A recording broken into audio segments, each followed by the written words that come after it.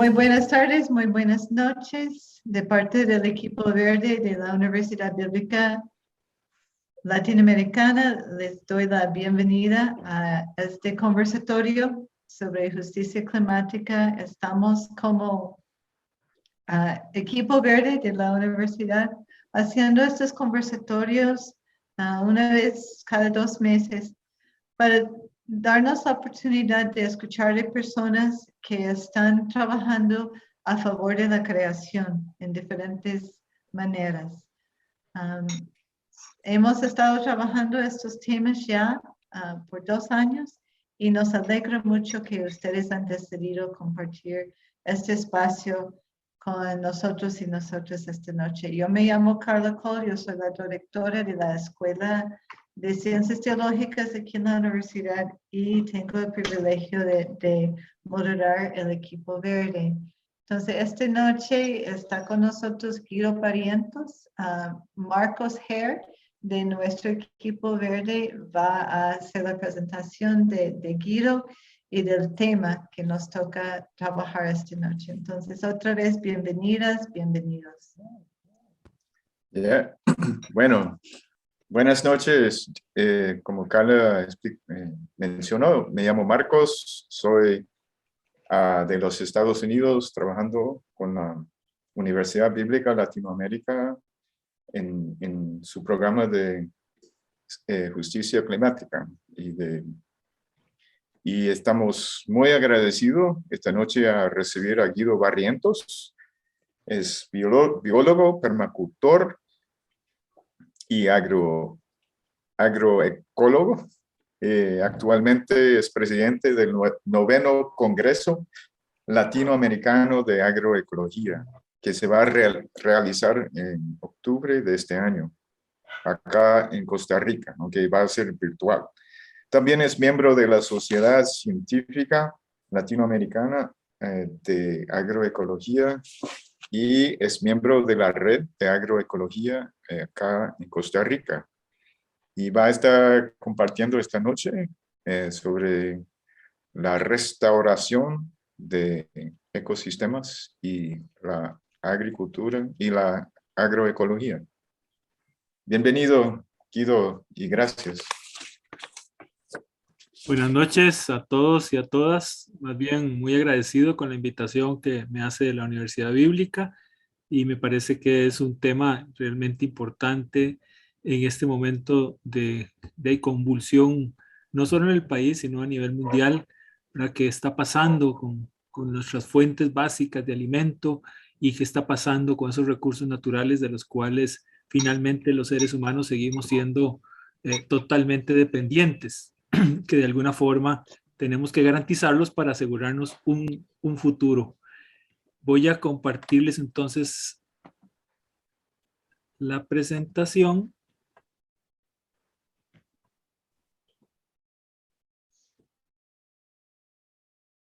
¿Se ve bien?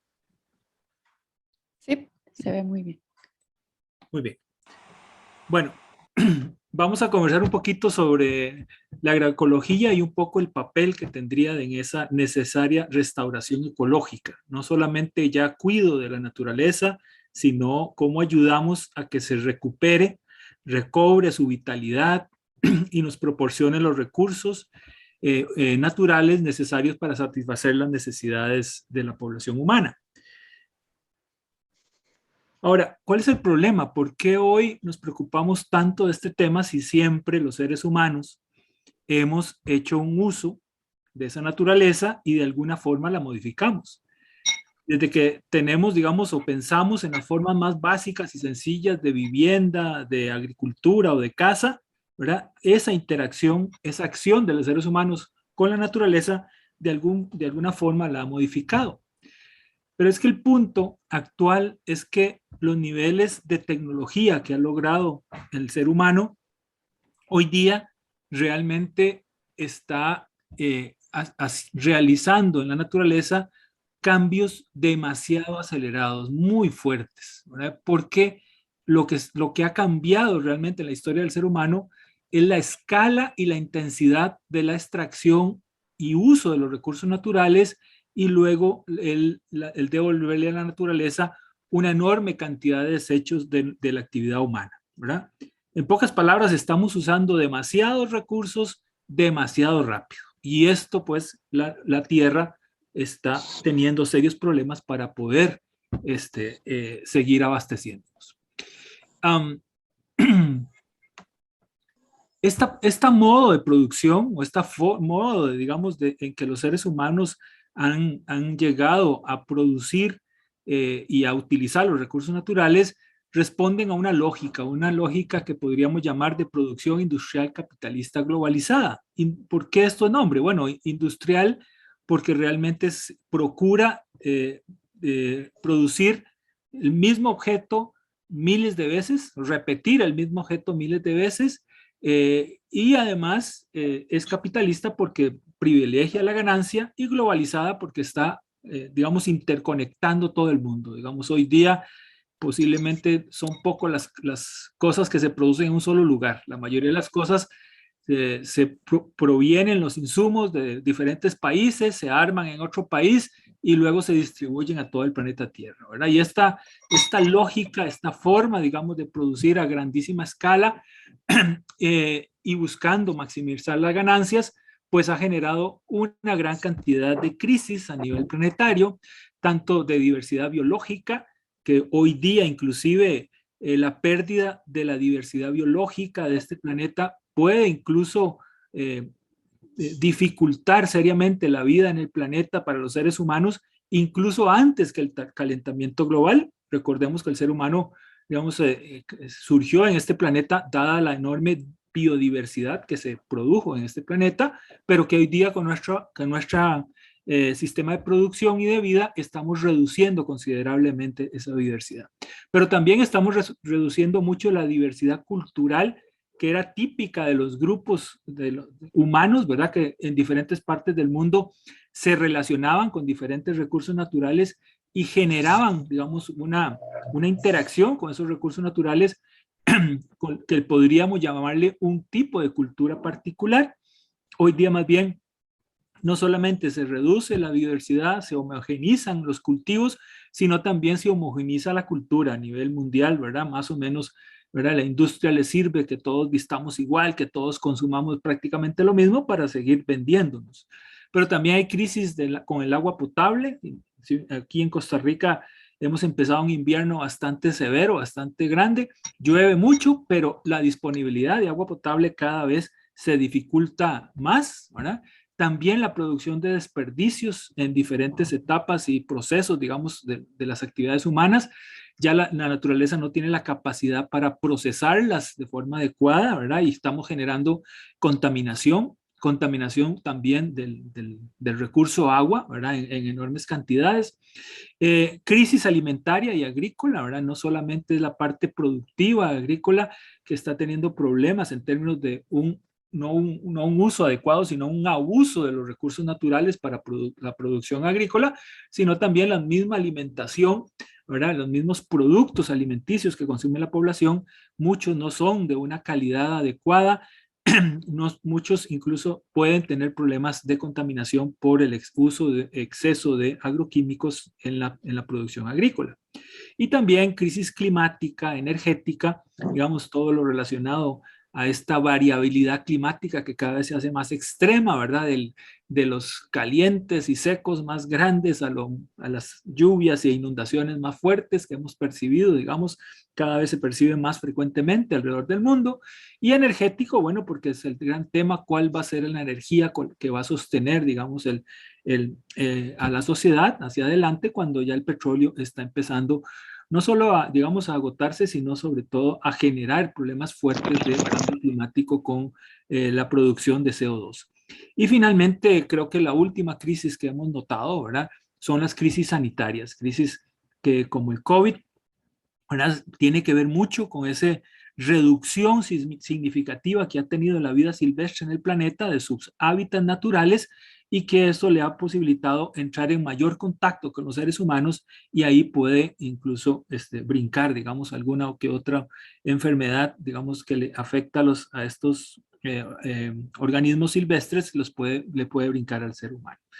Y ni hablarle de las crisis económicas, las crisis sociales, crisis económicas, digamos, cíclicas que cada cierto tiempo nos golpean, y las crisis sociales crónicas que ya tenemos a nivel mundial, ¿verdad? Como la desigualdad, la pobreza, etcétera. Es un sistema de producción que realmente no está garantizando el bienestar para la mayoría de la población y tampoco nos está garantizando hoy día, digamos, tener claro un futuro, ¿verdad? Un futuro que sea realmente positivo para la humanidad.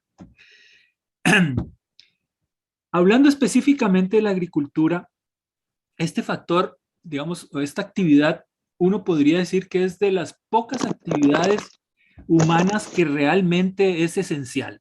O sea, la vida de los seres humanos no sería posible sin la realización de la agricultura, ¿verdad? Implica necesariamente la posibilidad de vida, digamos, para los seres humanos la actividad agrícola. Además, es una actividad que está muy extendida a lo largo y ancho del planeta. Incluso en muchos países, más del 50% de sus superficies son agroecosistemas, o sea, son sistemas de producción agropecuaria. Y además, también tendríamos que decir que relativamente la forma de producción agrícola que conocemos hoy, ¿verdad?, es bastante reciente en la historia de la humanidad. O sea, en muy poco tiempo realmente de la historia nuestra, ese sistema productivo ha generado, digamos, impactos muy significativos en el planeta y en la vida, digamos, de todos los seres humanos. Resumiendo un poquito, este impacto, digamos, de la agricultura, lo que ha significado, principalmente aquí en los trópicos, es que hemos cambiado de estos ecosistemas naturales que tienen una gran biodiversidad, tienen una gran cantidad de estratos, una gran cantidad de diferentes tipos de plantas, de animales, muchísimas interrelaciones entre ellos, y además no solamente la vida sobre la tierra, sino también debajo de la tierra es muy, muy diversa.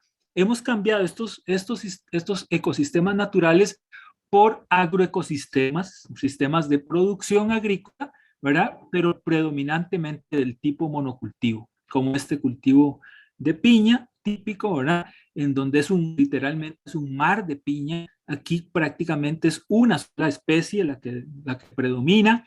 Esa especie, inclusive todos son de la misma edad, genéticamente todos son prácticamente idénticos. O sea, se redujo enormemente la biodiversidad encima del suelo y también se ha ido reduciendo la diversidad debajo del suelo con la aplicación excesiva de agroquímicos que está claramente demostrado que afectan directamente la vida, digamos, en ese suelo, y la vida en el suelo de alguna forma ya sabemos que es directamente proporcional a la riqueza o a la fertilidad de ese suelo, ¿verdad? Entonces, esas transformaciones realmente han ocurrido básicamente porque tenemos una forma de producir predominante, derivada o, digamos, heredada de todo lo que se llamó la Revolución Verde, ¿verdad? Ese momento de la historia después de la Segunda Guerra Mundial, en donde había una gran cantidad de químicos acumulados que empezaron a encontrar utilidades. Esos químicos originalmente, básicamente, habían sido producidos para la guerra, ¿verdad? Para matar a otras personas, pero ya después de la guerra empezó a encontrarse utilidad en el campo agrícola, ¿verdad? Y han sido utilizados sistemáticamente para aumentar el rendimiento en algunos productos, ¿verdad? En algunas especies vegetales se ha aumentado la productividad, pero eso sí, esa productividad depende fuertemente de insumos, ¿verdad? Básicamente agroquímicos y combustibles, que son los dos elementos centrales, digamos, para poder que funcionen los monocultivos, ¿verdad? Porque de forma natural esos sistemas no podrían sostenerse. Pero a la vez, esa aplicación de agroquímicos y combustibles para sostener los monocultivos ha significado una simplificación de los agroecosistemas, como vimos antes, ¿verdad? De espacios, de sistemas naturales muy complejos y diversos, pasamos a sistemas agrícolas muy simplificados, de muy pocas especies y de pocas edades entre ellas, ¿verdad? Esto ha reducido enormemente la diversidad natural pero también social. O sea, no solamente se reduce esa enorme variedad de plantas y animales que convivían en ese terreno antes de ser usado como como cultivo, sino que también las sociedades, las culturas de los grupos humanos se han ido también reduciendo, ya que más o menos la receta para producir es básicamente la misma en todo lado, ¿verdad? Y esto, por supuesto, es derivado de que entonces hemos generado una serie de genomas o de tipos de plantas, ¿verdad? Con alta productividad, pero que para funcionar, para producir, requieren que el ambiente esté al servicio de ese genoma. Eso es lo que ha hecho básicamente la Revolución Verde, ¿verdad? Entonces, son plantas con un potencial de producción muy alto, pero para que ese potencial se manifieste, tiene que ese ambiente en el cual se siembran tiene que tener ciertas condiciones, las cuales se las damos con la aplicación de agroquímicos y diferentes, digamos, combustibles o energías, digamos, que utilizamos para que esa planta, ese genoma en esa planta pueda realmente ser productivo. Pero no solamente este elemento controla, digamos, o afecta, digamos, la forma de producir en el campo, sino que también se extiende a todo lo largo de la cadena del sistema agroalimentario nacional y mundial, ¿verdad? No solamente controla cómo se produce en el campo, controla cómo se cosecha, cómo se procesa, se industrializa, se distribuye, se consume, o sea, de alguna forma también incide sobre los gustos de consumo de los consumidores en la ciudad, que vincula directamente esas necesidades a este tipo de producción agrícola, ¿verdad? Entonces, hoy día, pues, realmente tenemos que reconocer que esos sistemas agroalimentarios también están muy limitados, muy poco diversos y muy homogenizados a lo largo y ancho del planeta. Y este diseño agrícola, esta forma de producir, realmente se posibilitó porque en el momento desde el impulso de la Revolución Verde, los insumos de los químicos eran relativamente baratos, por lo menos podríamos ponerlo entre comillas, ¿verdad? Eran bastante accesibles y además tenía una débil o errónea percepción de su peligrosidad, de la utilización de estos químicos en el suelo y por supuesto en el ambiente en general, ¿verdad? No se tenía claro ¿verdad? O no o se pensaba que no iba a provocar ningún problema. Y además había una fuente de energía bastante barata, ¿verdad? Que era y sigue siendo el petróleo. Esto posibilitó entonces el modelo dominante hoy día basado en los monocultivos que generan ecosistemas muy frágiles, muy débiles, que requieren esa enorme inversión de energía y químicos para poder funcionar, pero además, por supuesto, altamente dependientes de los insumos. O sea, todos esos cultivos que genéticamente se han ido modificando para que sean más productivos, no expresarían la potencialidad de su capacidad productiva si no le suministráramos la enorme cantidad de insumos que se requieren. Por eso hoy día nuestros agricultores, ¿verdad? Sobre todo los de menores recursos, pues tienen un gran problema en que cuando consiguen ciertas semillas, ciertas variedades de cultivos, si no les aplican todo el paquete tecnológico que significa una cantidad de agroquímicos relacionados a esas semillas, pues no le va a expresar, no le va a producir lo que ellos esperaban y entonces les sale más caro, ¿verdad? Tienen que comprar la semilla y además no producen lo necesario para poder tener rentabilidad. Este sistema en todo el mundo, pero en particular en este estudio en Estados Unidos, vemos que ha provocado una reducción de la agrobiodiversidad. No solo la biodiversidad general, digamos, en la naturaleza, sino también inclusive en los recursos genéticos necesarios para la producción de comida para el ser humano. Vean, este estudio empezó, más o menos recogió las variedades, la cantidad de variedades de todos esos cultivos que existían en Estados Unidos a principios de los 1900 y donde todos, ¿verdad? En cualquiera de los cultivos habían más de 100 especies, ¿verdad? Algunas 300, 400, hasta 500 variedades o especies diferentes de esos cultivos, ¿verdad? Y 80 años después, ¿verdad? Que es la parte de abajo del gráfico, solo en Estados Unidos se redujo considerablemente esa cantidad de variedades, ¿verdad?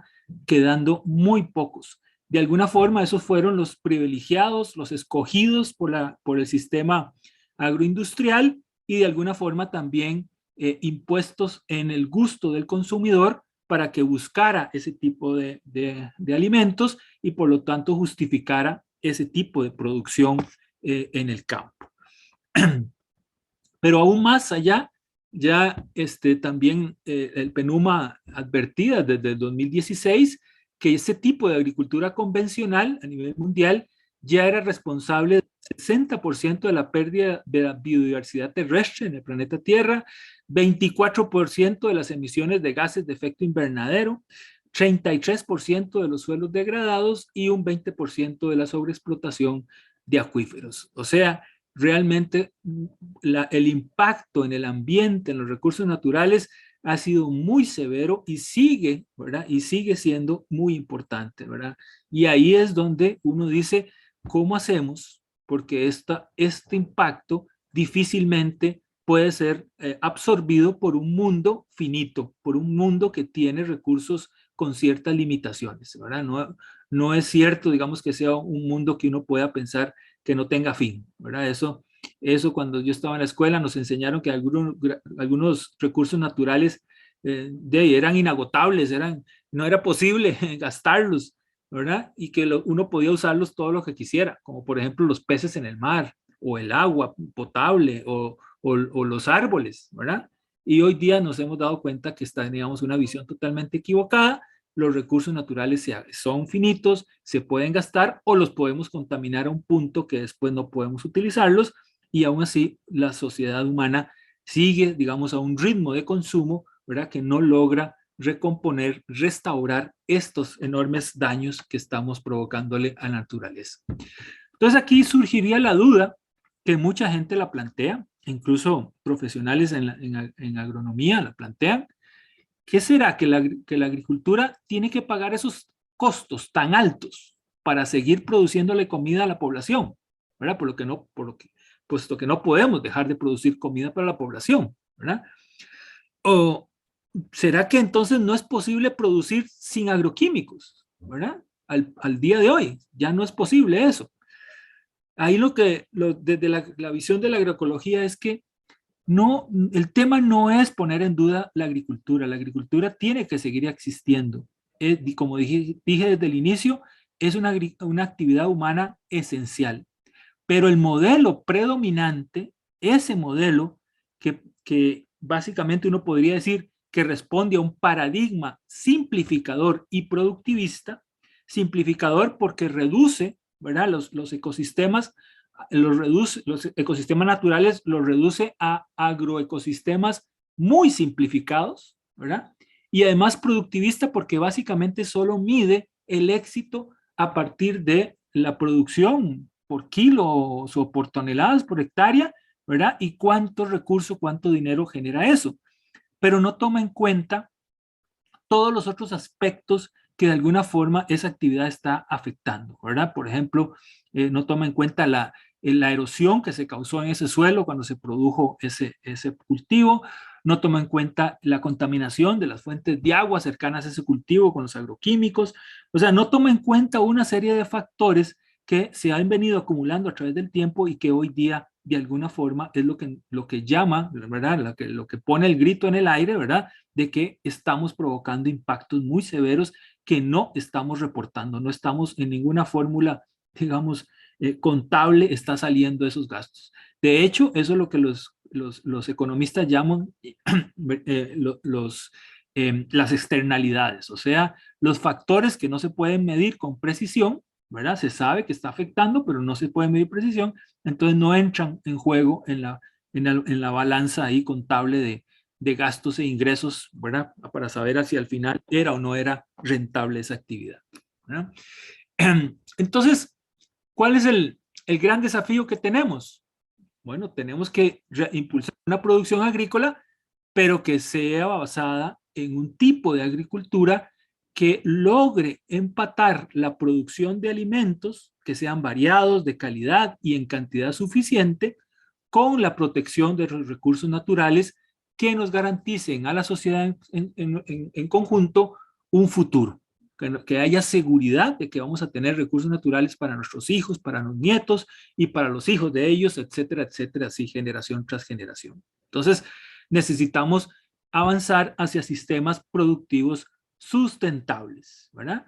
Esto quiere decir, en el fondo, que no solamente sea productivamente aceptable, digamos, adecuados, sino también que atiendan objetivos en la parte económica productiva, en la parte ambiental y en la parte sociocultural. Para que realmente sean sustentables, debe de manejar las tres esferas, estas grandes tres esferas, digamos, que requiere, digamos, la vida de una sociedad, ¿verdad? De ahí, básica, ¿verdad? Básico, ¿verdad? Y además que lo haga de forma progresiva en el tiempo, o sea, que paulatinamente maneje esos tres grandes componentes, económico-productivo, ambientales y socioculturales, pero además que vaya logrando mejores resultados en el tiempo, vaya logrando una mejor producción, vaya logrando cuidar mejor los recursos ambientales y por supuesto vaya produciendo una sociedad de gente bien alimentada y feliz, ¿verdad? Eso es el desafío que tenemos. Pero para lograr ese desafío, a mí me parece, digamos, que tenemos que entender que eso requiere un cambio de paradigma, ¿verdad? Se requiere pasar de un cambio de un pensamiento simplista, reduccionista y mecanicista a un pensamiento de la complejidad que permita enfrentar el desafío ambiental, ¿verdad?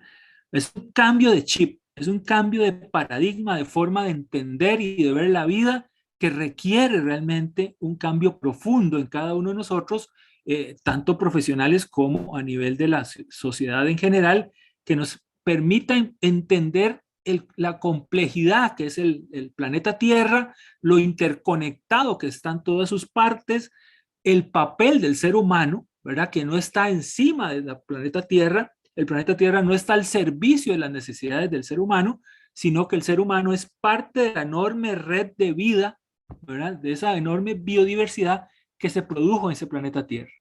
Y si no somos humildes, si no nos ubicamos dentro de esa realidad, pues difícilmente vamos a poder atender esa complejidad y asegurar un futuro para las nuevas generaciones. Entonces, ese cambio de paradigma me parece a mí que por lo menos tiene que darse en tres niveles importantes. El primero sería reintegrar las actividades humanas a los procesos y límites ecológicos de la Tierra.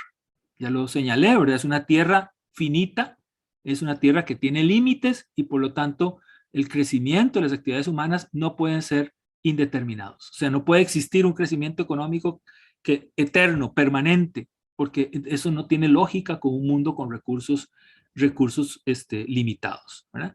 Entonces, todas las actividades humanas tienen que limitarse a esa posibilidad real que ofrece los recursos presentes en el planeta Tierra.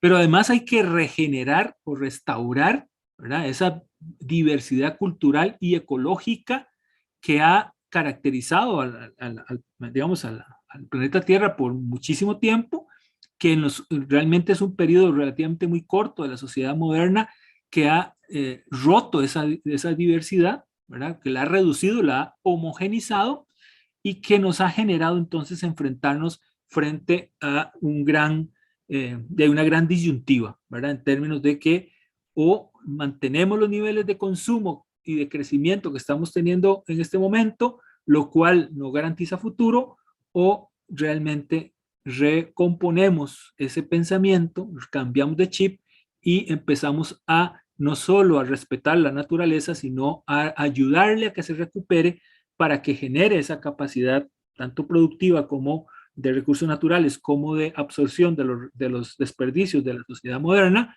para que pueda hacerlo de forma adecuada. Y el tercero es que necesitamos impulsar democracias locales vivas, o sea, que los problemas esenciales de nosotros como seres humanos se resuelvan lo más cerca posible donde yo vivo. Tanto alimentos, salud, viviendas, empleo, educación, energía, ¿cómo hacemos para resolverlo muy localmente, ¿verdad? Porque parte del gran problema de esta sociedad es el enorme gasto de energía en transportar mercaderías de una región a otra, de un país a otro, de un lado del mundo al otro lado del mundo, etcétera, etcétera, cuando lo que necesitamos son más bien resolver eso a nivel muy local.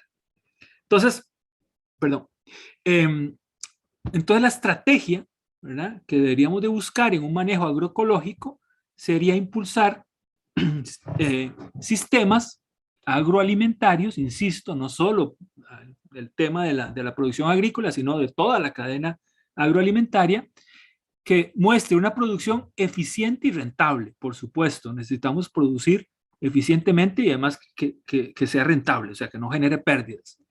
Pero además que ayude a la autosuficiencia alimentaria, o sea, que ayude a que la gente pueda realmente satisfacer su necesidad alimentaria con recursos lo más cerca posible de donde vive, ¿verdad? Y disminuir el riesgo a, por supuesto, los cambios climáticos extremos. Y esto quiere decir revertir, digamos, todo el proceso de generación de gases de efecto invernadero que ha tenido esta sociedad en los últimos 200 años. Además, hacer un uso de recursos naturales a un ritmo menor de su tasa de recuperación natural por la naturaleza, ¿verdad? Reducir, obviamente, la cantidad de residuos que producen los seres humanos a una tasa, ¿verdad?, que sea posible para la naturaleza asimilar esos recursos, esos desperdicios o esos residuos, y además impulsar el aprovechamiento de los procesos naturales, o sea, la naturaleza en sus procesos naturales nos da una serie de servicios, nos proporciona una serie de beneficios que son vitales y que a veces no los contabilizamos, pero que son claros. La limpieza del aire, la limpieza del agua, etcétera, etcétera. Y un aumento de la biodiversidad, o sea, una recuperación de esa biodiversidad que ha caracterizado el planeta Tierra y que de alguna forma es el sello, esa enorme biodiversidad es el sello natural que garantiza la permanencia de la vida, ¿verdad?, en condiciones adecuadas hacia futuro.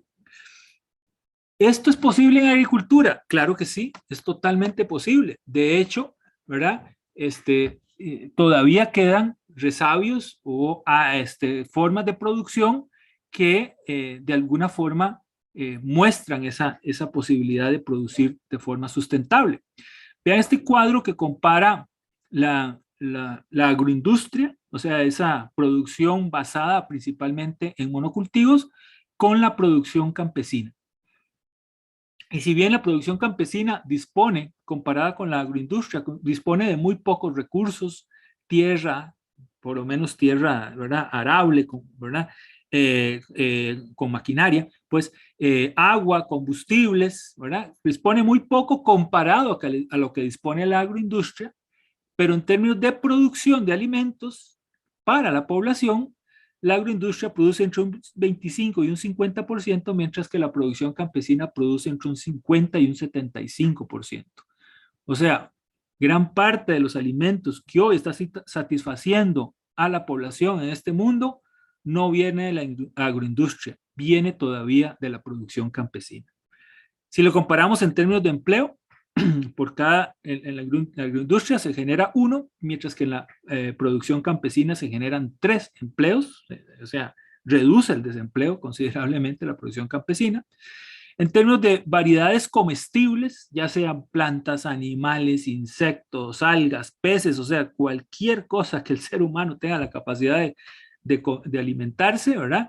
En la agroindustria estamos hablando de más o menos que se mantienen unas 7,000 especies, digamos, básicamente en centros científicos o digamos, en bancos de genes, de genéticos, ¿verdad?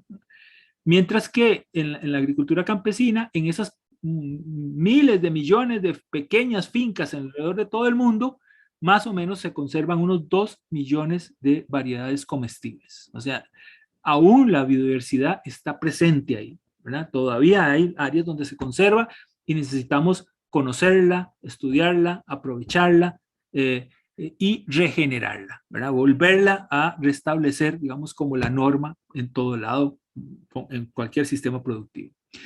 Y finalmente, en términos de productividad, si comparamos la productividad total, no la producción de un cultivo, obviamente si usted compara una hectárea de monocultivo de yuca, ¿verdad?, con una hectárea diversa en una producción campesina donde hay algo de yuca, ¿verdad?, Si compara solo la yuca, obviamente en la producción, en el monocultivo produce más.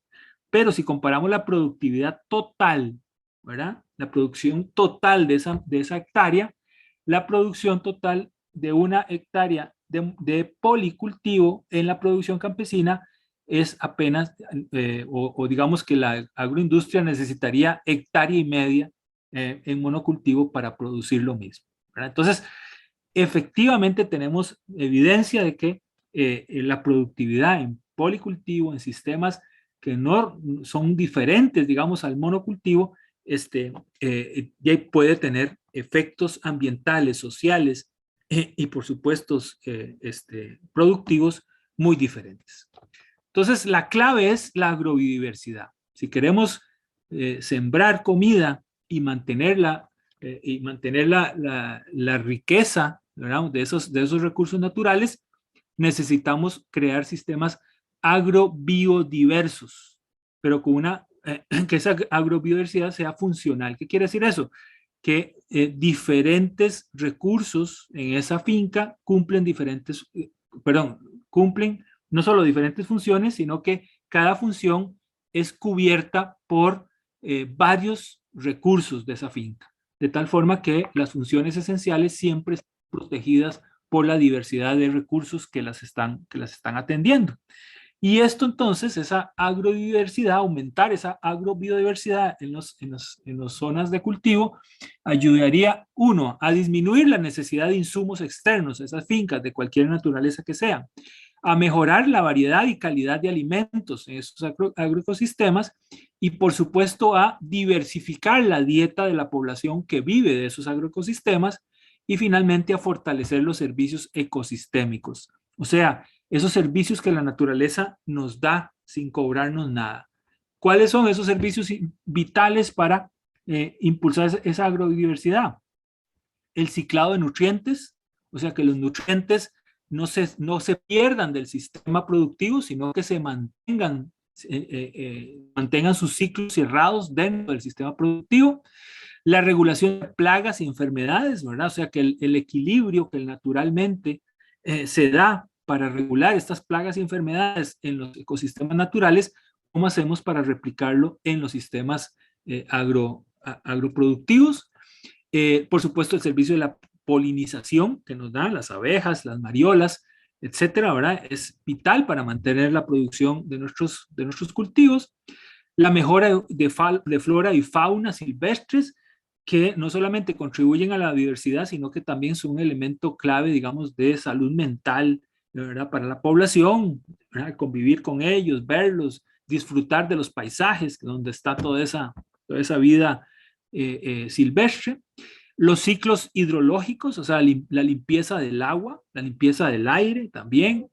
El control de la erosión, no perder esa capa, la capa negra, la primera capa del suelo, que es la más fértil, ¿por qué es la más fértil? Porque es la que está más llena de vida, y la vida significa fertilidad en el suelo.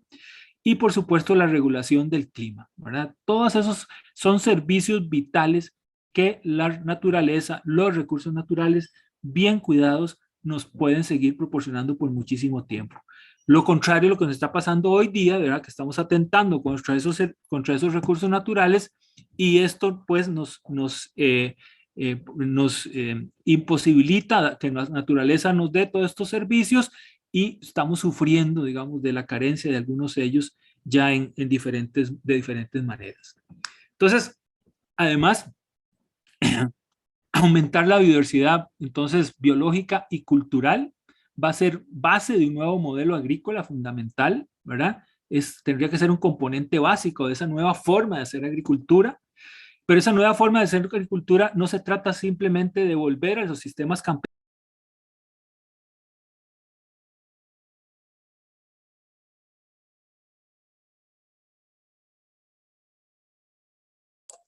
Guido, está apagado el micro.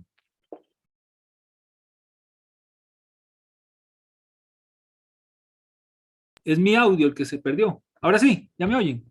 Sí, ahora sí. Sí, señor. Perdón, no sé, no toqué nada, conste yo. Bueno, decía que de verdad que ese nuevo modelo entonces de agricultura debería de recuperar esa enorme biodiversidad ecológica, cultural, características de nuestro planeta Tierra, históricamente, pero además combinar el conocimiento popular, ancestral, con conocimiento científico, moderno, que ambos aporten elementos fundamentales para hacer un nuevo tipo de agricultura, para hacer una agricultura eficiente, pero cuidadosa de esos recursos naturales, que además su aplicación sea lo más local posible, o sea, que su forma de producir impacte localmente. No hay recetas para esto, no hay una fórmula mágica que resuelva esto, eso hay que entenderlo, ¿verdad? Y además esa producción genere también dietas acordes a las características biológicas y culturales de cada sitio, de cada localidad, ¿verdad? Esa recuperación, por eso insisto, no es solo de biodiversidad biológica, sino también cultural. O sea, la producción local de esos recursos naturales, la población tiene que tener una dieta consecuente con eso, ¿verdad? No podemos estar comiendo lo que traen de otros países por el impacto ambiental que eso genera. Y pasó. Y no puedo, ya. Y este es básicamente la imagen, digamos, que uno desearía ver en nuestros campos, ¿verdad? Sistemas agroproductivos, agroecológicos, ¿verdad? Amistosos con el ambiente, son armoniosos con el ambiente, son diversos, pero además generan bienestar y generan también una dieta saludable, variada y apropiada para el contexto local, ¿verdad? Esta es la imagen, digamos, que uno quisiera que volver, digamos, a nuestro campo y que los consumidores de la ciudad ayudemos con nuestras dietas, ayudemos a seguir impulsando. Entonces, finalmente, ¿qué es la agroecología? ¿Verdad? Si uno dice, bueno, todo eso crítica que hemos hecho al sistema convencional de producción, ¿verdad? ¿Por qué la agroecología es una alternativa? Bueno, porque la agroecología es tres cosas a la vez. Es un enfoque científico, holístico, o en este sentido nos referimos a que es integral, ¿verdad? No es solamente una disciplina científica, sino que involucra a científicos de muy diferentes disciplinas, ¿no? Para poder entender la complejidad de los agroecosistemas y de los sistemas alimentarios y las poblaciones asociadas a ellos. Por eso no puede ser solo un científico, una disciplina en la que estemos hablando con agroecología, pero también la agroecología es un conjunto de principios y prácticas que se han recogido, que se han experimentado, ¿verdad? En muy diferentes partes del mundo, y algunas nuevas que también han surgido producto de la ciencia, de la evolución de la ciencia moderna, ¿verdad? Que hacen que se fortalezca la resiliencia, o sea, la resistencia a perturbaciones de los sistemas productivos a partir de elementos como el cambio de la temperatura, como el cambio de la intensidad de la lluvia, etcétera, ¿verdad? Mantener esos sistemas productivos.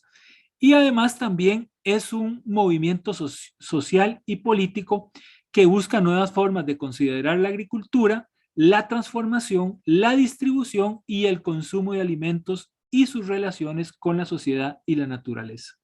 O sea, es también este paradigma que impulsa la agroecología también le da pie, digamos, a muchos movimientos sociopolíticos que empiezan a percibir que para cambiar la sociedad necesitamos una visión, un paradigma que sea consecuente con un sistema de producción armonioso con la naturaleza y un sistema agroalimentario, ¿verdad? Que sea también no solo armonioso con la naturaleza, sino que ayude a generar una sociedad más justa. Entre los aportes más importantes, me parece, muy resumido obviamente, ¿verdad?, de la agroecología, está planteando en los temas éticos, ¿verdad?, que significa realmente un compromiso real con las generaciones actuales y futuras de las actividades agrícolas, ¿verdad? No es simplemente un tema teórico ahí que se ve al final digamos, de la carrera, sino que debe ser un elemento central, digamos, en la formación de todos nosotros como seres humanos, ¿verdad? Los elementos éticos que determinen si lo que hago o dejo de hacer es correcto o incorrecto, etcétera.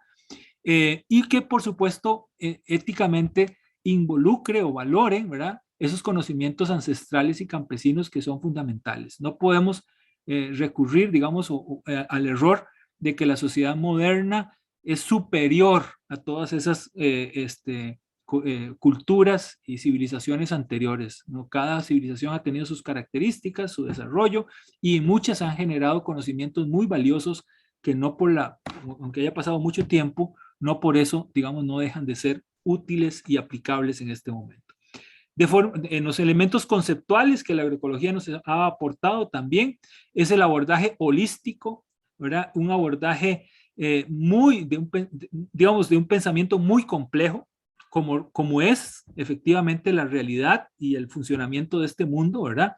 Lejos, digamos, de la lógica de las universidades de partir la realidad en pedacitos y estudiar cada pedacito y especializarnos a cada profesional en un pedacito de eso. Necesitamos más bien un profesional que tenga ese pensamiento complejo, que le permita encontrar las relaciones entre la parte social, la parte cultural, la parte económica, la parte productiva, la parte, ¿verdad? Con todos los elementos de la vida que nos permita encontrar esas relaciones. Por eso hablamos de un enfoque sistémico, un enfoque que entienda la realidad como un sistema, ¿verdad? Y una serie dentro del sistema, una serie de procesos, ¿verdad? Con ingresos y salidas, etcétera, ¿verdad? Típico de los sistemas.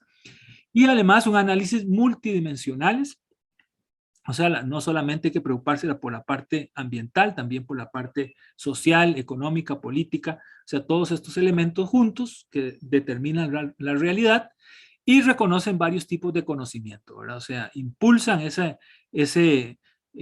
digamos que la visión no está, la ciencia, ¿verdad? La verdad no la tienen solamente los profesionales en las universidades ni los llamados científicos, ¿no? Hay otros tipos de conocimiento que no se producen en las universidades, que no se escriben en ninguna revista científica, pero son conocimientos que también son válidos, ¿verdad? Por su antigüedad, porque los pusieron a prueba y error por muchas generaciones y hoy día es un conocimiento totalmente válido, ¿verdad?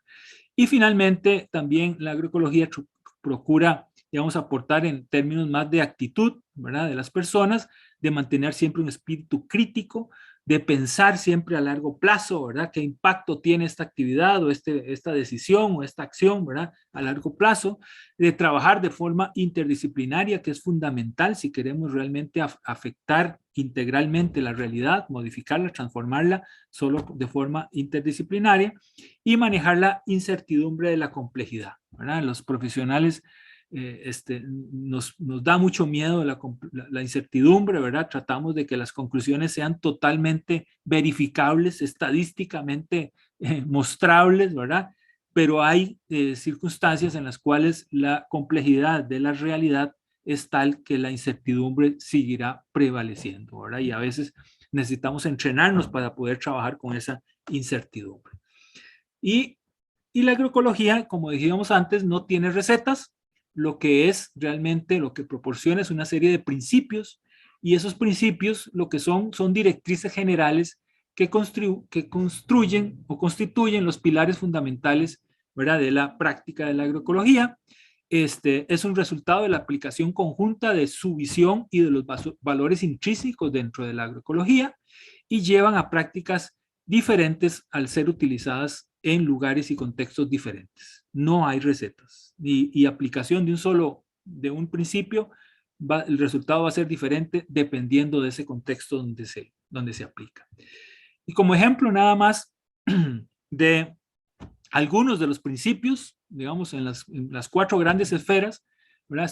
Nada más seleccioné algunos. Cada esfera puede tener 7, 8 principios generales, todos muy importantes, pero yo solo selecciono algunos como muestra, digamos, para dar una idea general de qué es lo que hablamos cuando estamos hablando de los principios de agroecología. Por ejemplo, en la dimensión ambiental productiva, tendría estos 2 principios que seleccioné. El primero es aumentar las interacciones, la integración y la complementariedad positiva entre los elementos de los ecosistemas agrícolas y los sistemas alimentarios. O sea, uno en su accionar tiene que propiciar, ¿verdad?, que esa interacción, que esa integración y esa complementariedad entre todos los elementos del sistema se den.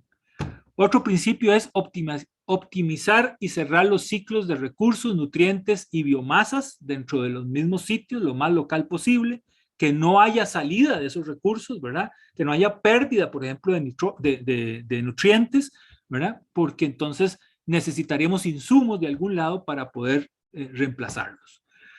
En la dimensión social y cultural, también 2 ejemplos rápidos de principios. El primero sería generar arraigo en la cultura, la identidad, la tradición, la innovación y el conocimiento de las comunidades locales. Vean que en todo lado la gente es capaz de innovar, de generar nuevo conocimiento, etc. Eso no es exclusivo de las universidades o de instituciones de investigación. Eso se ha dado naturalmente, ¿verdad?, por el ser humano, y lo que necesitamos es estimularlo y además valorarlo cuando se da localmente. Y eso no desmerita para nada la presencia de las universidades, ¿verdad? Pero las universidades tienen que tener también un papel claro, ¿verdad?, de que no son los únicos centros productores de conocimiento en este mundo. Y el otro principio en la dimensión social y cultural, contribuir a las dietas saludables, diversificadas, estacionales y culturalmente apropiadas, ¿verdad? Es el elemento clave para relacionar o vincular lo que se produce localmente con lo que consume la gente en esa misma localidad. En la dimensión económica, otros 2 ejemplos de principios. El primero sería promover redes de distribución razonables y pequeñas y construir una red de relaciones transparente entre productores y consumidores, ¿verdad? O sea, que el consumidor tenga claro cómo se produce su comida y que los productores tengan claro cuáles son las necesidades que tienen esos consumidores. Ese acercamiento no solamente es básico para fortalecer redes sociales, redes de intercambio directo, sino para eliminar un gran problema del sistema actual, que son los intermediarios, ¿verdad? Los intermediarios bloquean esa comunicación entre productores y consumidores y se aprovechan de esa incomunicación para lograr sus márgenes de ganancia. Otro principio, reducir la dependencia de ayuda externa, ¿verdad? Y aumentar la autonomía comunitaria, ¿verdad? Cada comunidad, ¿verdad?, satisfaciendo sus necesidades alimentarias, de agua, etcétera, ¿verdad?, obviamente va a tener más capacidad de autogobierno, más capacidad para tomar decisiones sobre ella misma y su futuro. Así que es importante. Y en la dimensión política, los últimos 2 ejemplos de principios agroecológicos. El primero sería jerarquizar las necesidades y los intereses de los pequeños productores de alimentos. O sea, cuando se definan políticas a nivel de país o a nivel internacional, debería estar primero que nada las necesidades e intereses de estos pequeños productores, no de los grandes, ¿verdad?, empresas, cadenas, industrias, etcétera, a nivel mundial, que hoy día son los que predominan y manejan, digamos, todos esos mecanismos de definición de políticas, de definición de programas de ayuda o no ayuda, etc. Y el último es poner el control de la semilla, la biodiversidad, la tierra y los territorios, el agua, el conocimiento y los bienes comunes en manos de la gente.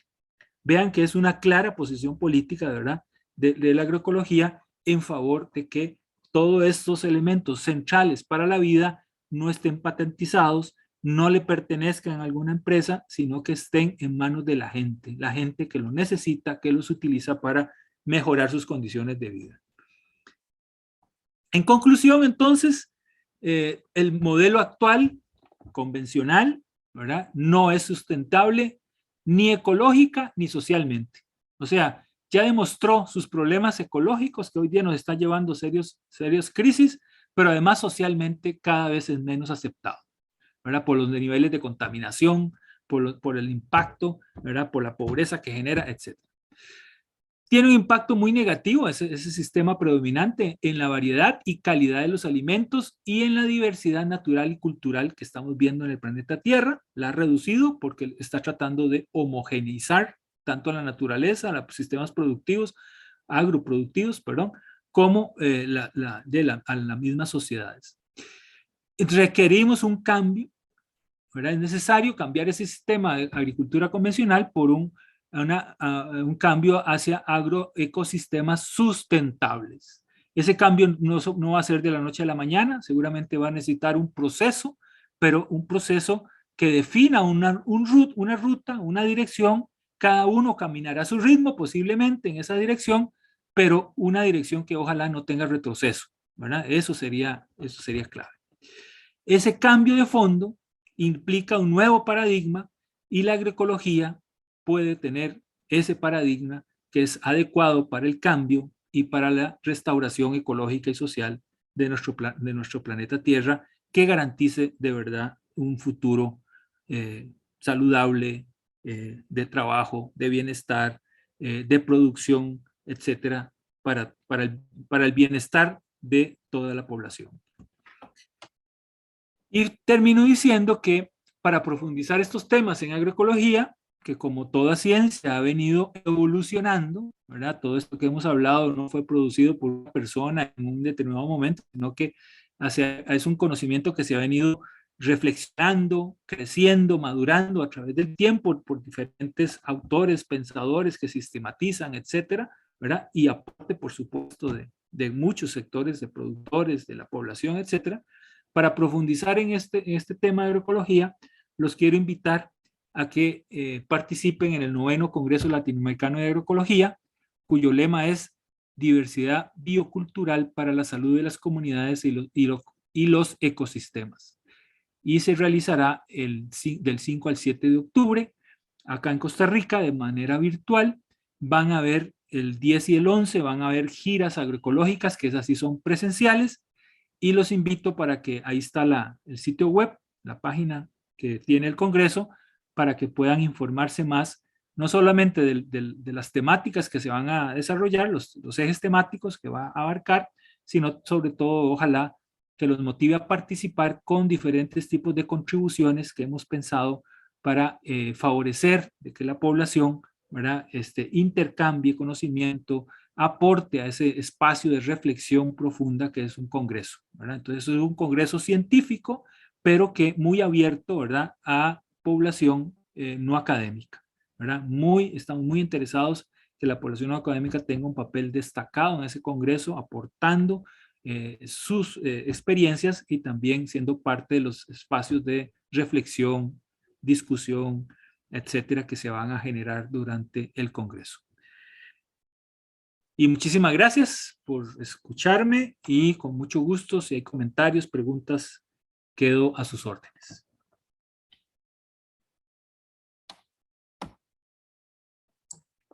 Muchas gracias, Guido. Eso fue un viaje bastante interesante y bastante rápido, ¿verdad? Fuimos lejos en poco tiempo. Yo tengo varias preguntas, pero estoy muy dispuesto a dejar que otras personas comiencen con las preguntas. José Campo. Sí, gracias. Muy buenas noches a todos y a todas. ¿Me escuchan bien ahí? Perfectamente, amigo. Sí, gracias. Quería hacer un comentario. Yo, bueno, soy funcionario del MINAE, SINAC. Bueno, para los que no son de aquí, Costa Rica, Ministerio del Ambiente. Y trabajo en el tema de incendios forestales. Entre ellos, digamos, nosotros regulamos lo que es el decreto que hay para lo que son quemas controladas, y independientemente, digamos, del trabajo que no le compete como institución atender, no estoy muy de acuerdo con este tipo de práctica. Me gustaría conocer cuál es su criterio al respecto con este tipo de prácticas, aunque todos sabemos, ¿verdad?, que es una práctica que se ha venido realizando desde muchos años atrás para la preparación de sitios en lo que es la agricultura. Entonces me gustaría conocer su criterio al respecto. Con todo gusto, José.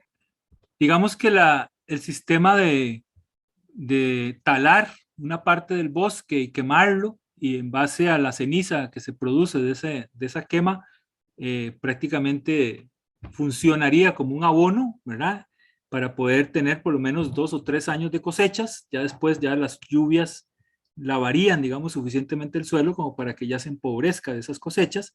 Ese fue un sistema que se tuvo sentido cuando en nuestros países había más bosque que personas, ¿verdad?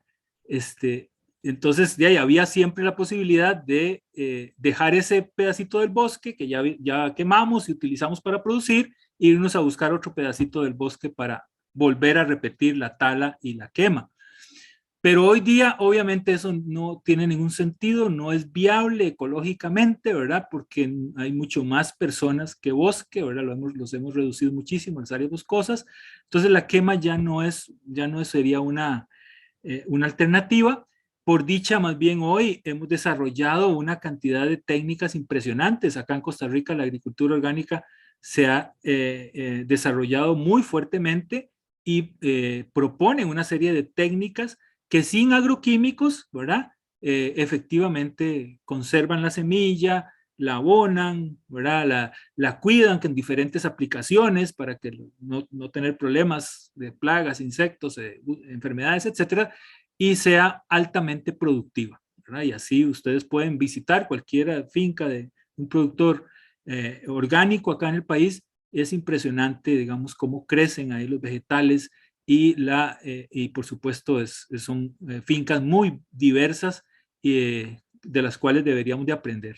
Pero sí, ya la parte de fuego para sembrar, usted tiene razón, ya en este momento la historia no tiene ningún sentido, más bien es perjudicial para el ambiente. Sí, independientemente de eso, también quería agregar, ¿verdad? Que ahora se está poniendo en práctica, principalmente se ven los cultivos de piña para control de mosca y inclusive para minimizar los costos, con base en el decreto de quemas agrícolas. Entonces sí se está realizando este tipo de prácticas. Entonces, o sea, independientemente ya son áreas, digamos, pues, donde existen sembradíos, y sí se está poniendo, digamos, muy de moda, digámoslo así, por un asunto de costos. Entonces, igual sigue afectando obviamente el suelo. Entonces, pero existe ese portillo, ¿verdad? Eso se regula por parte del SINAC. Digamos, nosotros lo que hacemos es velar porque para que no se dañen lo que son los reductos de bosque, áreas de protección, entre otros, ¿verdad? Obviamente que ahí está establecido que requieren del criterio nuestro, pero quien da el permiso es el Ministerio de Agricultura. Entonces, de manera articulada se ha venido trabajando, y eso ha sido un plus para el país, porque trabajamos ahora de la mano, que es uno de los temas que usted está mencionando aquí, ¿verdad? De que hay que trabajar de manera integral para que todos manejemos el mismo idioma. Muchas gracias. Perfecto. Y excelente, lo felicito, excelente la exposición. Muchas gracias. Gracias, don José.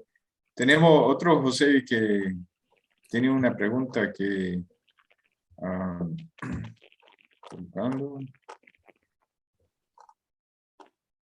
¿cómo se puede lograr la autosuficiencia alimentaria en ciudades densas? Muy, muy importante, ¿verdad? Ese es un elemento clave, ya que en Costa Rica, por lo menos, ya que estamos cerca del casi el 75, entre 75 y 80% de la población ya vive en ciudades, ¿verdad? Y hacia futuro parece que esa es la tendencia, no solo en el país, sino a nivel mundial. Entonces, ¿cómo hacer ciudades sustentables? Ese es un enorme desafío. Si uno ve, digamos, el caso de Costa Rica, más bien nuestras ciudades, ¿no?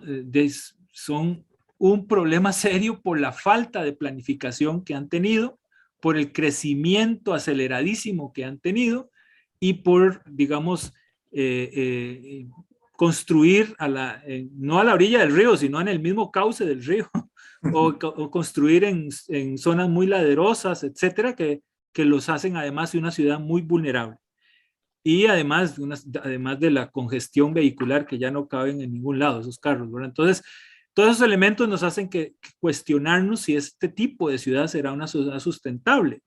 Yo creo que no, ¿verdad? Hay que cambiar el modelo de ciudad, ¿verdad? Y un elemento básico, un cambio necesarísimo en esos tipos de ciudades, es que sean ciudades más espaciadas, más distanciadas entre los barrios, entre ¿verdad? Entre los diferentes barrios o distritos de la ciudad, que haya más espacio para que hayan zonas verdes y haya la posibilidad también de sembrar comida, ¿verdad? Hoy día, digamos que conozco bastantes iniciativas de huertos comunales, caseros, etcétera, que están en la ciudad. De hecho, acá en Costa Rica hay un Facebook que se llama Huertos Urbanos de Costa Rica, que reúne, digamos, una enorme cantidad de personas que están en esa línea. Y por la experiencia en otros países, ¿verdad? No hay duda que sembrar comida en la ciudad, ¿verdad? Es vital para la sostenibilidad de esa ciudad. ¿Por qué? Porque te evitas estar transportando la comida desde muy lejos, ¿verdad? Y entonces eso posibilita, digamos, que el precio sea más bajo, pero además también te posibilita tener actividades extra en la ciudad, ¿verdad? No, en las ciudades sabemos que hay problemas de empleo, ¿verdad? Que hay anillos de miseria, inclusive, etcétera, y mucha de esta gente podría fácilmente, si hubiese espacios adecuados para cultivar, podría producir por lo menos su propio alimento, lo cual ya sería, digamos, un ahorro muy grande de las finanzas familiares y además una ayuda muy grande en términos digamos, de que la ciudad pueda funcionar de forma más sustentable. Entonces, yo diría que es posible tener ciudades donde se produzcan alimentos. Ahí las experiencias de huertos urbanos son muy grandes. Y les recuerdo también que no es un tema nuevo. Digamos, nuestros abuelos, ¿verdad? O tal vez más cercanos, hasta incluso nuestros papás, hablaban del famoso solar. Aquí en Costa Rica el solar es como el patio trasero de la casa, ¿verdad? Y en ese solar o patio trasero era típico que la familia ahí tenía plantas de diferente tipo, alimenticias, medicinales, ornamentales también. También tenían gallinitas o algún cerdo, ¿verdad? Algún árbol frutal. O sea, era ese patio trasero, ese solar era básico en términos de la economía familiar y la alimentación de la familia, ¿verdad? Sin embargo, lamentablemente las ciudades modernas hoy día se han reducido enormemente el espacio habitacional, casi han reducido el terreno, digamos, donde usted construye la casa al área de la casa prácticamente, y la gente no le queda mucho espacio para tener su propio patio. Pero sí, digamos, habría que recuperar esa forma digamos, de tener casa con sistemas productivos a la par.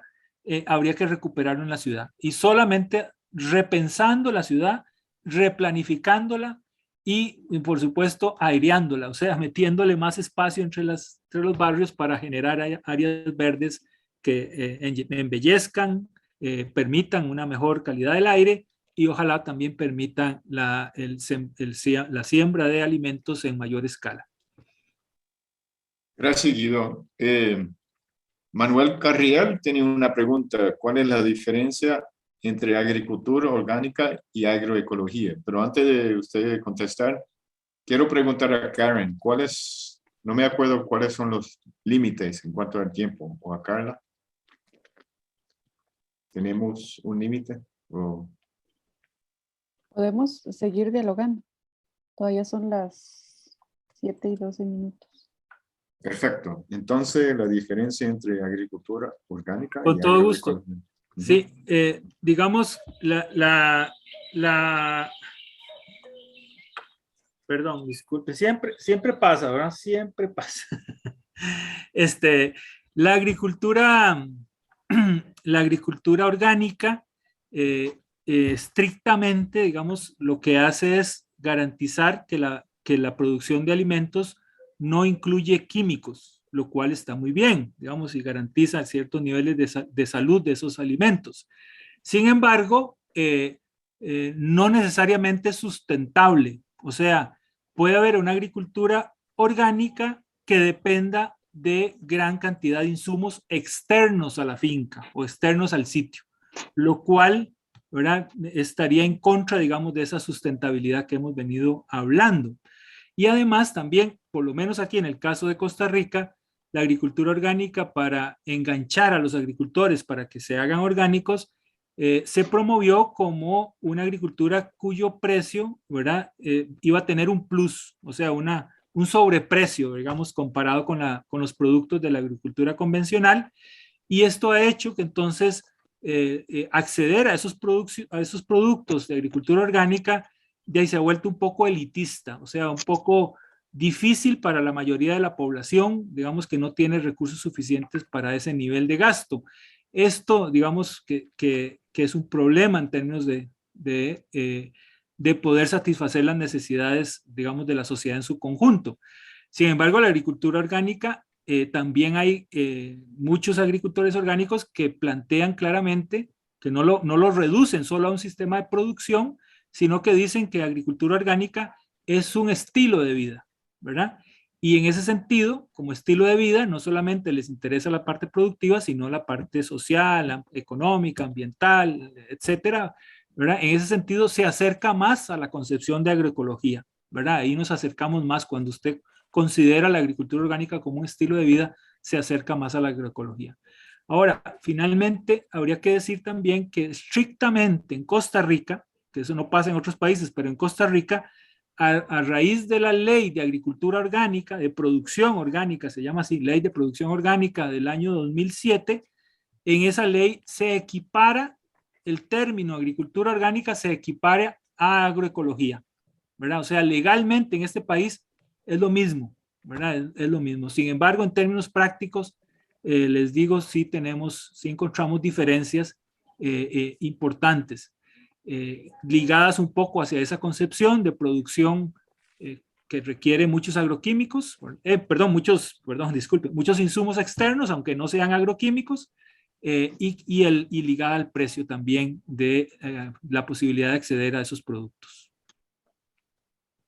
Gracias, Guido. Hay una pregunta de Ana Patricia que tiene un componente muy práctico. Dice, quiere saber si sería posible tener una actividad de campo con vos para llevar conceptos a la práctica. Claro que sí, con todo gusto. Hay que organizarnos. En la red de agroecología, ahí estamos tratando de hacer esas cosas, ¿verdad? De hacer encuentros en términos no solamente de conocernos como personas, sino de intercambiar conocimientos, experiencias y en campo ver algunas técnicas importantes.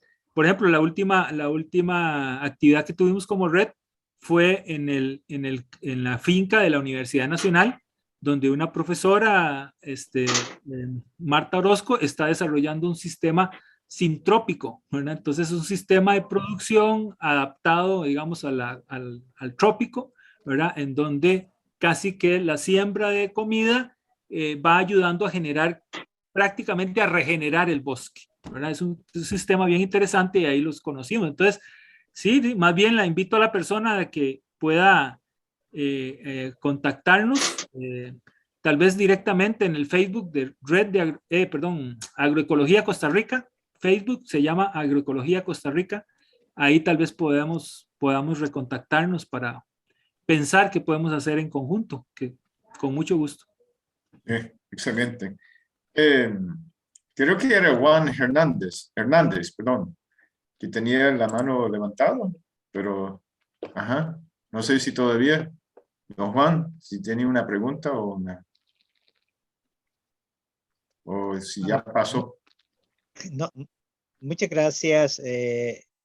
Solamente quería comentar esta referencia que hizo el expositor al solar y quiero preguntarle si eso entra en el concepto de milpa, que yo no sé si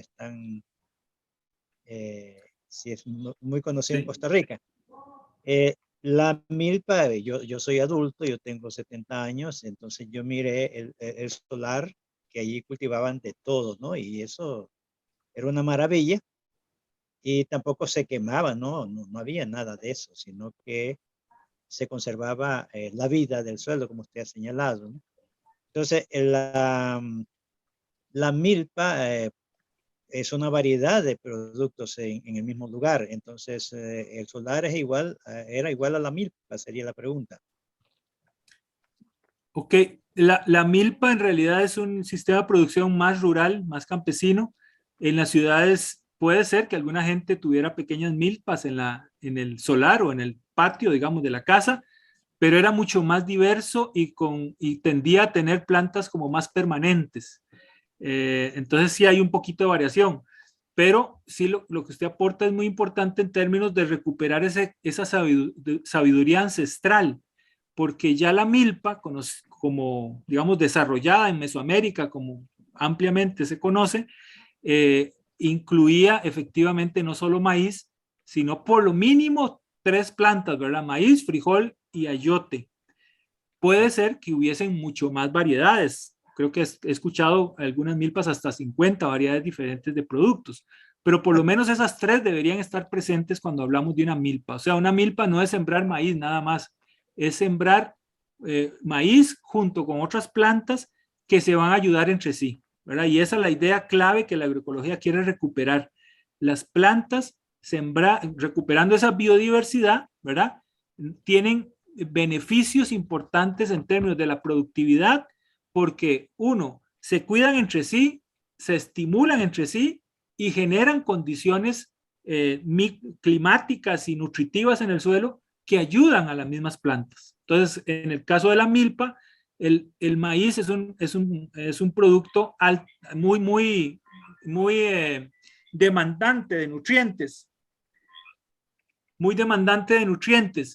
y el sembrarle frijol a la par, el frijol es una planta que por sus características, por ser leguminosa, tiene la capacidad de producir unas estructuras en la raíz que se llaman nódulos, en los cuales llegan a vivir unas bacterias que son las que se encargan de fijar el nitrógeno que está gaseoso en el ambiente, ¿verdad? Lo fijan, lo hacen accesible a la planta, entonces eso mejora la nutrición del suelo.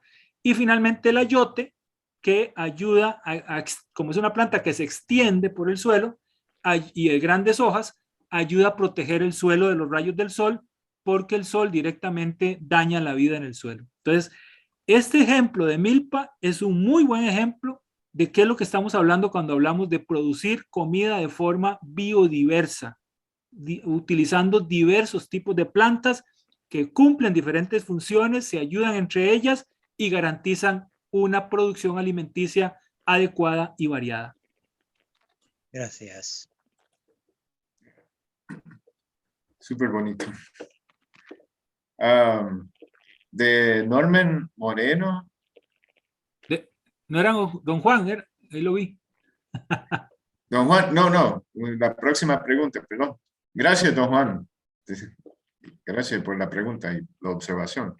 Ah, él fue el que preguntó. Sí.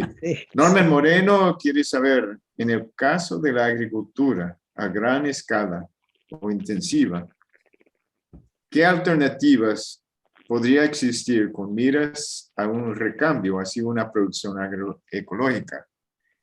Dado que la fertilización química es la base de la producción intensiva, y ya que para la fertilización orgánica se necesitaría grandes cantidades a comparación de la química.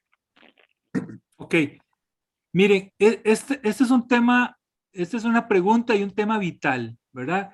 Porque vean que voy a poner el siguiente ejemplo para explicarme lo más posible. Si estamos hablando de un carro de gasolina y ustedes me dicen, ok, dentro de un carro de gasolina, el tanque de gasolina debería ser grande o chiquito. Ok, discutámoslo, a ver. Puede ser que sea grande, puede ser chiquito. El tema es que cuando hablamos de la agricultura convencional estamos hablando del carro de gasolina. Pero cuando hablamos de agriculturas alternativas diferentes a la convencional, en el caso de lo que está proponiendo la agroecología es diferente a la convencional, ya no estamos hablando de un carro de gasolina, estamos hablando de un carro eléctrico. Entonces la discusión en un carro eléctrico de si el tanque de gasolina debería ser grande o chiquito es importante.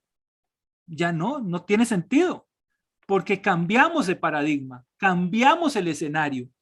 Y eso es lo que yo quiero que quede muy claro. No se trata de decirle a una bananera que cubre miles de hectáreas de banano con un solo cultivo, un cultivo tradicional, no se trata de decirle, mire, deje de usar químicos y empiece a echarle compost o bocachi o cualquier otro abono orgánico a esos bananos. Eso no funciona así. Ese cambio no va a funcionar. ¿Por qué? Porque la bananera, en tantos años de tenerse monocultivo y de echar agroquímicos, ha causado un desbalance ecológico a tal magnitud que no se trata ahora de remediarlo simplemente echándole abono orgánico a las matitas de banano. Eso no se resuelve así. Usted tiene que repensar, cambiar el chip y repensar el diseño de esa plantación, ¿verdad? Voy a decirles un ejemplo relacionado a esto del banano, a seguir la lógica. Se sabe que el banano naturalmente crece debajo del dosel del bosque. O sea, los árboles grandes dan sombra y debajo de esa sombra los bananos crecen. Entonces, los agrónomos saben perfectamente que en una bananera podría crecer árboles maderables y aprovechar los dos, los bananos y la madera. ¿Por qué no lo hacen? ¿Por qué las compañías bananeras no lo hacen? Porque están en el paradigma de lo convencional. Y lo convencional dice que para fumigar esa plantación usted tiene que usar un avión. Por supuesto que si siembra árboles, pues no va a poder usar el avión. Por esa sencilla razón no lo hacemos.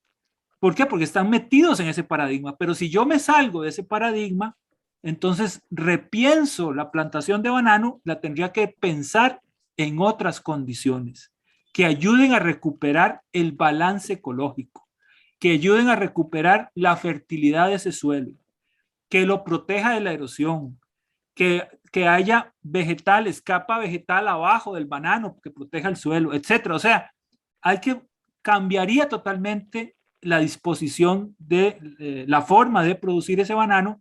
Y por lo tanto, entonces la discusión de si el abono orgánico será suficiente para sustituir los fertilizantes ya no es una discusión válida. ¿Me explico? Porque no se trata del carro de gasolina cambiándole el tanque a uno más pequeño, no. Es que cambiamos de carro. El punto es ese, tenemos que cambiar de carro. Dejemos el carro de gasolina a un lado, agarremos el carro eléctrico con todo lo que eso implica. Es un nuevo paradigma, tiene nuevos desafíos, por supuesto. Nadie ha dicho que esto va a ser sencillo.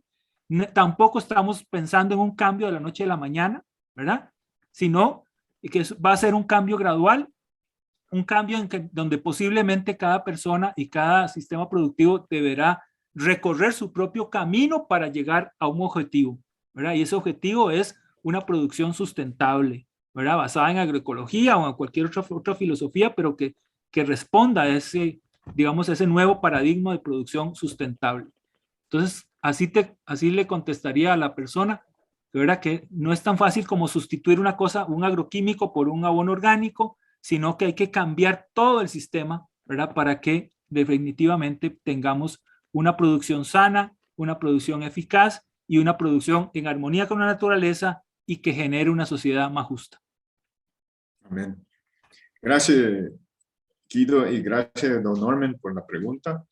Se me estaba olvidando a preguntar a Karen si en Facebook hay observaciones o preguntas que si ella puede compartirlo.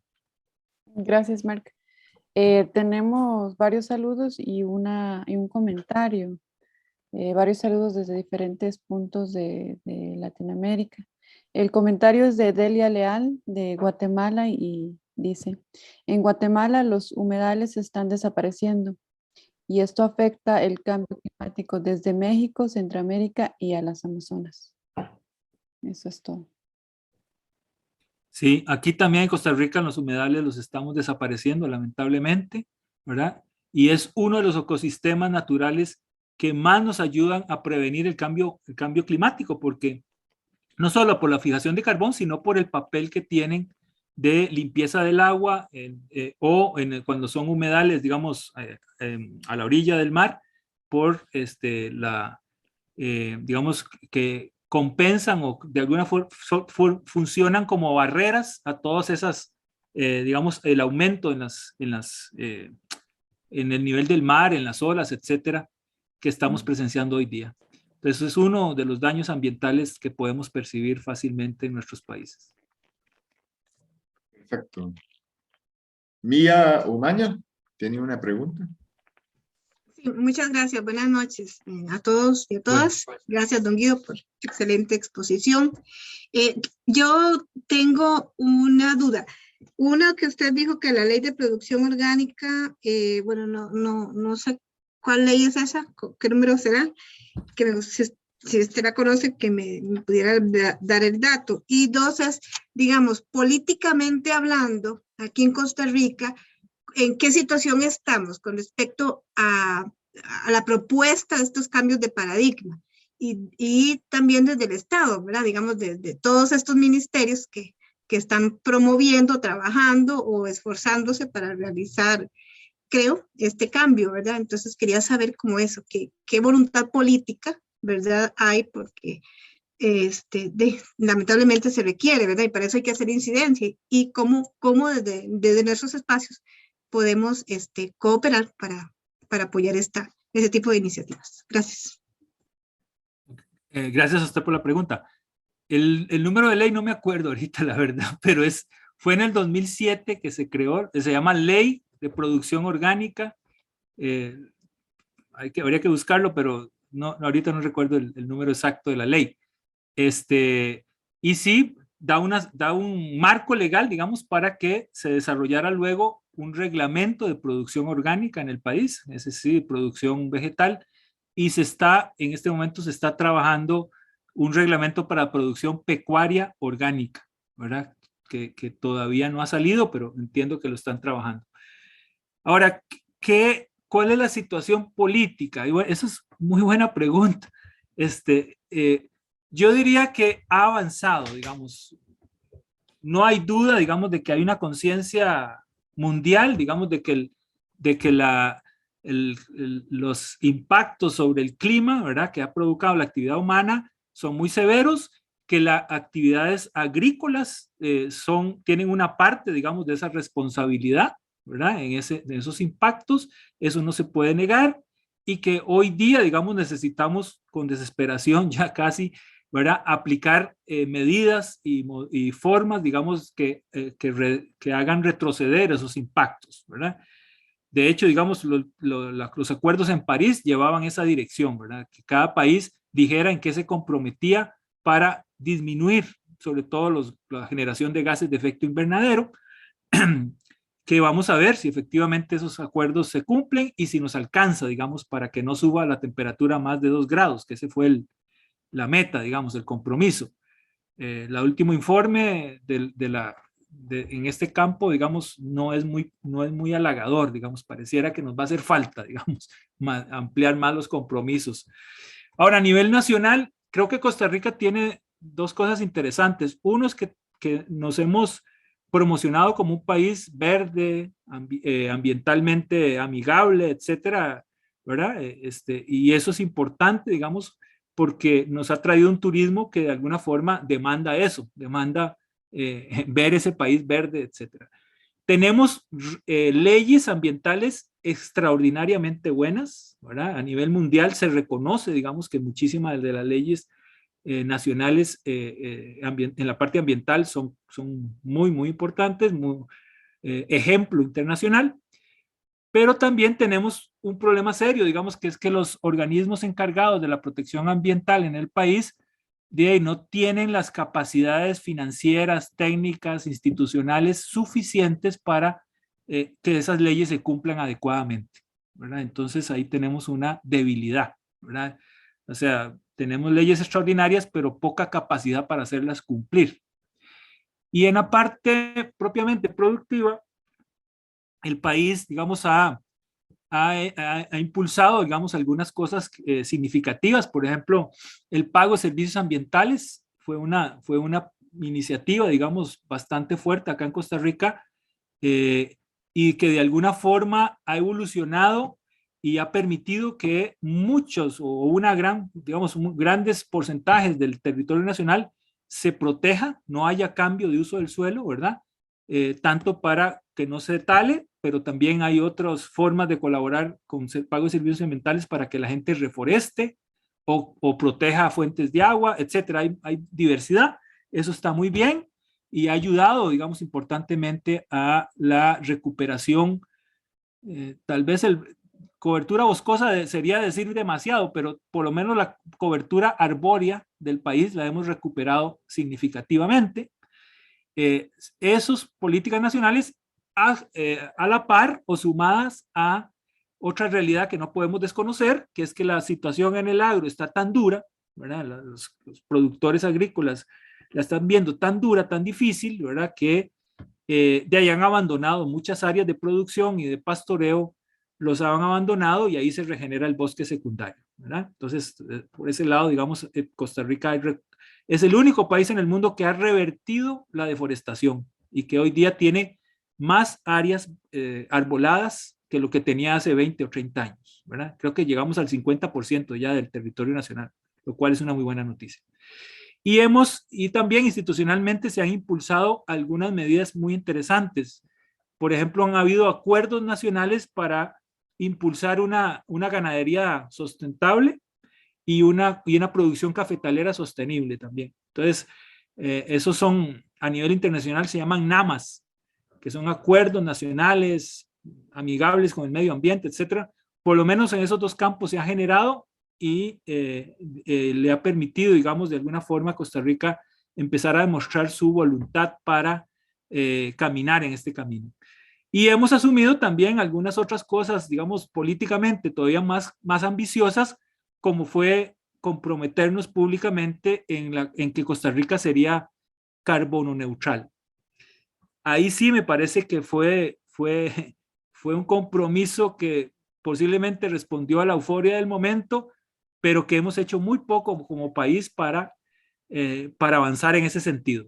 Y solo consideren, por ejemplo, la flota vehicular, que significa un aumento del consumo de combustible anual casi del 10% anual. Ni los países desarrollados aumentan ese nivel de consumo de combustible año con año tan fuertemente en este país. ¿Por qué? Porque tenemos ha crecido la flota vehicular desproporcionalmente. Así aquí integramos más carros a la calle que niños traemos al país. O sea, crece más rápido la flota vehicular que la población. Entonces, ¿verdad? Ahí tenemos una complicación.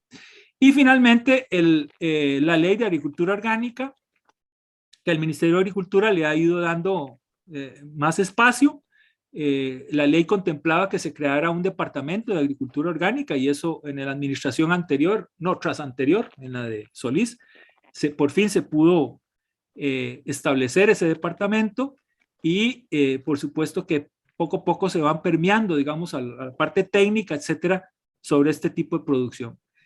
Sin embargo, mi opinión personal es que todavía vamos despacio, o sea, vamos muy lento y todavía hay mucha presión, ¿verdad? De actores internacionales muy poderosos en el campo de las semillas, de los agroquímicos, etcétera, ¿verdad?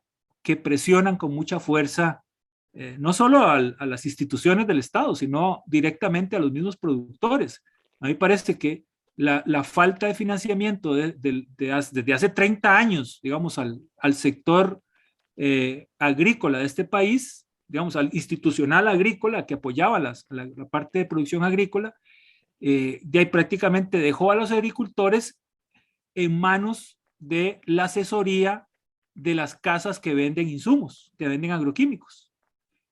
Entonces, de ahí, qué tirada, porque entonces, ¿verdad? Las recomendaciones, ustedes se imaginarán por dónde van normalmente, ¿verdad? Es consumir más agroquímicos, no menos, ¿verdad? Así de sencillo, ¿verdad?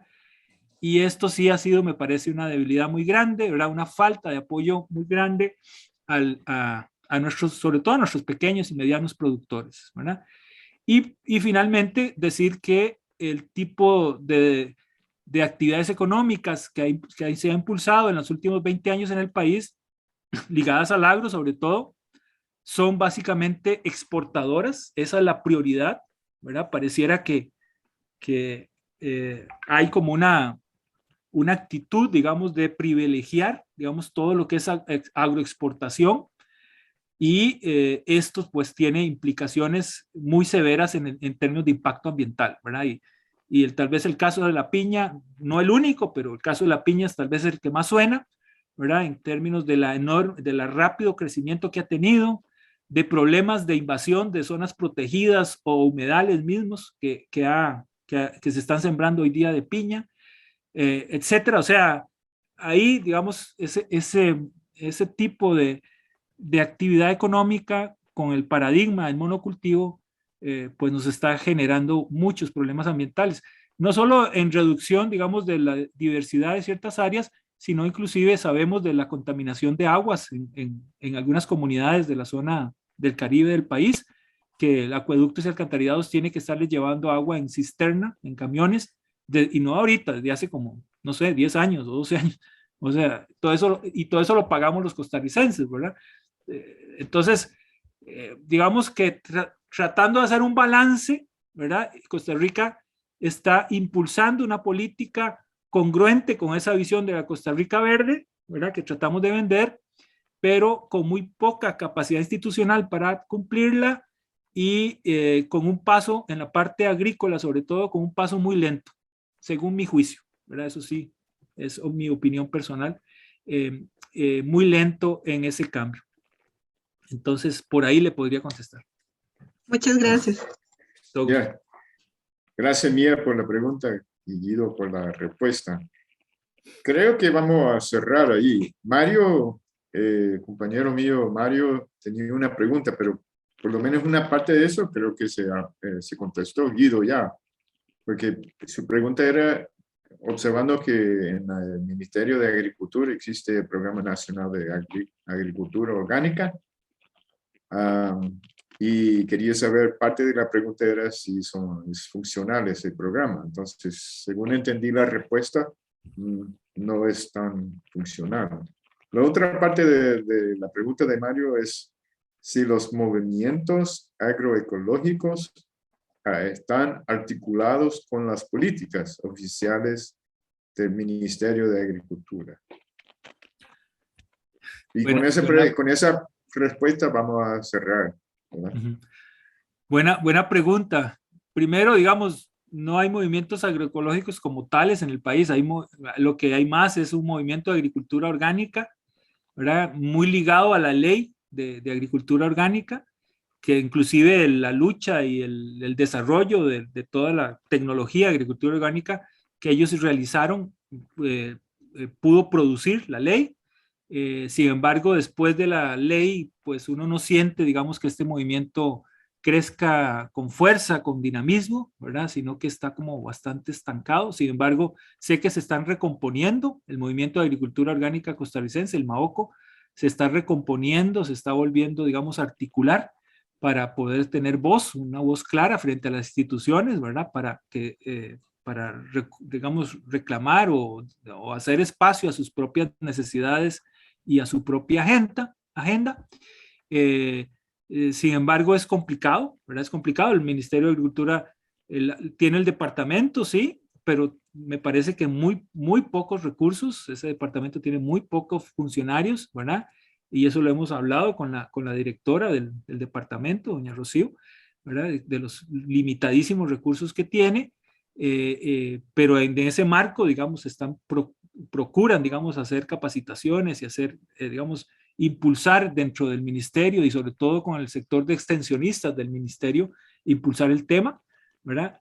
Ahí es donde creo yo que vamos lento, ¿verdad? Porque me parece que en este caso la formación que han dado las instituciones estatales, principalmente las universidades públicas, ¿verdad? Que hemos dado en el tema de agricultura, es una formación más ligada a la agricultura convencional, ¿verdad? Y hasta ahora empiezan a darse cursos y empieza a abrirse un poco más la mente hacia otras formas de producción incluida la agroecología, ¿verdad? Entonces, ahí es donde yo digo que el cambio va lento, tanto en términos de recursos institucionales como de cambio en el paradigma en la academia y a través de la academia en todos los profesionales, digamos, ligados al campo. Así que va lento, pero yo creo, digamos, que hay que mantener la confianza de que es un camino que empezó y que no debería tener marcha atrás, ¿verdad? Hay que impulsarlo, hay que seguirlo cultivando para que avance, ¿verdad? A pesar, digamos, de todos los elementos, digamos, que uno podría sentir que impulsan en contra, pero que es un camino, digamos, que tiene una enorme potencialidad porque de verdad ayuda, digamos, en el sentido de cuidar los recursos naturales que tanto dependemos y que necesitamos hoy más que nunca, regenerarlos, recuperarlos, restaurarlos y además lograr sistemas de producción resilientes al cambio climático que difícilmente va a haber un retroceso en el cambio climático, habrá que adaptarse a ese cambio climático y esto se necesita un nuevo paradigma productivo definitivamente. Muchas gracias, don Guido. Wow. Con mucho Vamos a gusto. darle un chance a Carla para dar las últimas palabras. Si funciona Bueno, su Guido, internet. muchísimas gracias por darnos tanta información, pero transmitir esta nueva visión de lo que podría ser, ¿verdad? La producción de la comida. Espero que nosotros y nosotras que nos dedicamos a la teología podemos ser parte de este proceso de fomentar el pensamiento complejo y este abordaje holístico hacia la vida y soñar con un mundo mucho más estable ecológicamente, ¿no? Donde sí los procesos de la vida humana se reubica dentro de los procesos de los ecosistemas. Entonces, muchísimas gracias. Nos ha dado mucho que pensar. También queremos saludar una vez más todas las personas que se han unido a este espacio esta noche. Vemos muchos nombres que no habíamos visto en otros momentos aquí en la Universidad Bíblica Latinoamericana. También saludamos a las personas que se conectaron por Facebook y claro, las personas que van a ver el video. Les invitamos a unirse a este espacio. Estaremos ofreciendo otros conversatorios con temas relacionados con la justicia climática. Y las personas que están aquí en Costa Rica, especialmente aquí cerca de San José, les invitamos a venir a conocer nuestras huertas, nuestros sueños para nuestro campus que estamos soñando con convertir en un espacio, un modelo de la sostenibilidad ecológica en un espacio urbano. Gracias por acompañarnos y esperamos que todos y todas podemos soñar, ¿verdad? Con un mundo más saludable para todos los seres. Muy diferente. Ok, muchísimas gracias.